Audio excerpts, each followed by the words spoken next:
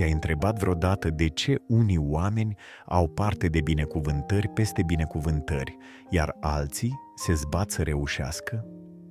Poate ai încercat și tu să faci lucrurile bine, să muncești din greu, să te rogi, dar parcă nimic nu se leagă. Biblia vorbește despre binecuvântările promise de Dumnezeu, dar există un secret pe care puțini îl înțeleg.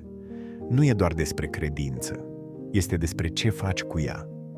Dacă vrei să afli ce trebuie să știi ca să vezi mai mult din binecuvântările lui Dumnezeu în viața ta, rămâi cu mine până la final. De ce unii oameni trăiesc mai bine decât alții? Hai să fim sinceri. De câte ori ai auzit că Dumnezeu vrea să te binecuvânteze? Dar dacă Dumnezeu vrea binele tuturor, de ce unii trăiesc în pace și belșug, iar alții se zbat din greu?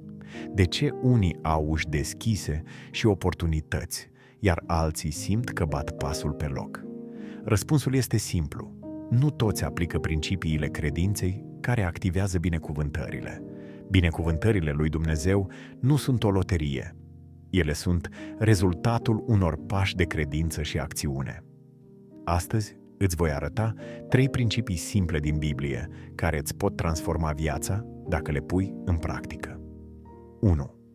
Binecuvântările vin când faci pași de credință. Evrei 11:6 spune că fără credință este imposibil să fim plăcuți lui Dumnezeu. Dumnezeu răspunde la credință, dar nu la credința pasivă, ci la cea care acționează. Gândește-te la Avraam. Dumnezeu i-a promis o viață nouă, o familie mare, binecuvântări peste măsură. Dar ce a trebuit să facă? Să plece din locul în care era confortabil și să meargă spre necunoscut. Dacă ar fi rămas în același loc, spunând, dacă Dumnezeu vrea să mă binecuvânteze, mă va binecuvânta aici, ar fi pierdut totul. Credința adevărată nu înseamnă doar să speri, ci să și acționezi. Ce pas ar trebui să faci în credință, dar rămâni? 2. Ascultarea aduce binecuvântare. Deuteronom 20:8-1 spune că dacă vei asculta de glasul Domnului, toate aceste binecuvântări vor veni peste tine.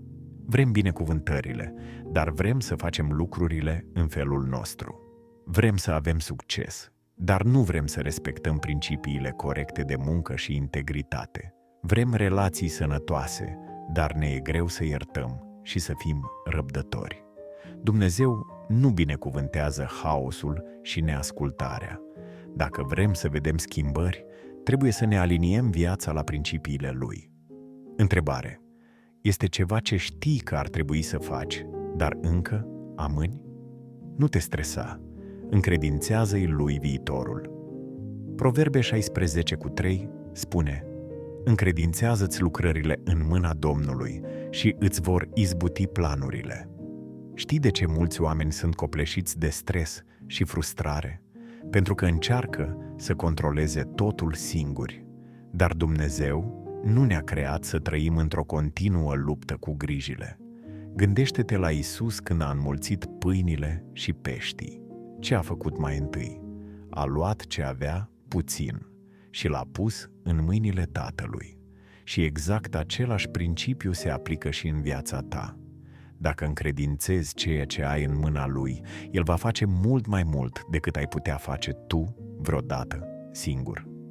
Ce trebuie să predai azi în mâinile lui Dumnezeu? Ce ai de făcut acum? Crede activ, fă pași de credință. Ascultă, trăiește conform principiilor care aduc binecuvântare. Încredințează-i totul și privește cum El lucrează în viața ta. Lasă un comentariu. Care dintre aceste principii ai nevoie să le aplici mai mult? Dă like, abonează-te și apasă clopoțelul ca să nu ratezi următoarele videoclipuri. Împărtășește acest video cu cineva care are nevoie să audă asta. Ne vedem în următorul video.